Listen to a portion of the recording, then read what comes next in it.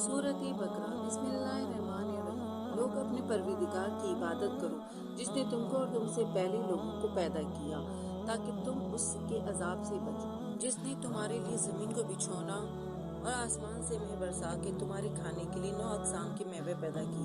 वैसे किसी को अल्लाह का हमसर ना बना और तुम जानते तो हो। और अगर तुम इस किताब में जो हमने अपने बंदे मोहम्मद अरबी पर नाजिल फरमाई है कुछ शक हो तो इसी तरह की एक सूरत तुम भी बना लाओ और अल्लाह के सिवा जो तुम्हारी मददगार हो उनको भी बुला लो अगर तुम सच्चे हो। लेकिन अगर ऐसा ना कर सको, हरगिज नहीं कर सकोगे, तो इस आग से डरो जिसका ईंधन आदमी और पत्थर होंगे और जो काफरों के लिए तैयार की गई। और जो लोग ईमान लाए और नेक अमल करते रहे उनको खुशखबरी सुना दो कि उनके लिए नेमत के बाग जिनके नीचे नहरें बह रही हैं। जब इन्हें इनमें से किसी किस्म का मेवा खाने को दिया जाएगा तो कहेंगे कि ये तो वही है जो हमको पहले दिया गया था। और उनको एक दूसरे के हमशक्ल मेवे दिए जाएंगे और वहाँ उनके लिए पाक बीवियाँ होंगी और बहिश्तों में हमेशा रहेंगी।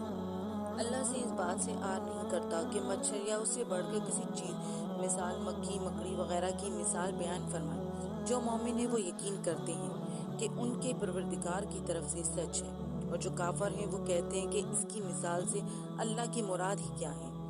इससे अल्लाह बहुतों को गुमराह करता है और बहुतों को हिदायत बख्शता है, और गुमराह भी करता है तो नाफरमान ही को मजबूत करने के बाद तोड़ देते हैं। और जिस चीज यानी रिश्ते कुर्बत के जोड़े रखने का अल्लाह ने हुक्म दिया है उसको कतई किए डालते हैं, जमीन में खराबी कर दी। यही लोग नुकसान उठाने वाले हैं। कुनकर मुनकर हो सकते हो जिस हाल में है कि तुम बेजान थे, और तो इसने तुमको जान बख्शी तो फिर तुमको मारता है, फिर वही तुमको जिंदा करेगा तो फिर तुम उसकी तरफ लौट कर जाओगे।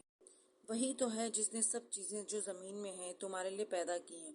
फिर आसमानों की तरफ मुतवज्जह हुआ तो इनको ठीक साथ आसमान बना दिया और हर चीज से खबरदार है।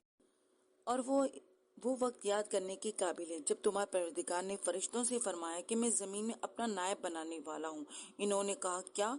तो इसमें से ऐसे शख्स को नायब से फरमाया, क्यों, मैंने तुमसे नहीं कहा था कि मैं आसमान और जमीन की सब पोशीदा बातें जानता हूँ, और जो तुम जाहिर करते हो और जो पोशीदा करते हो वो सब कुछ मुझको मालूम है।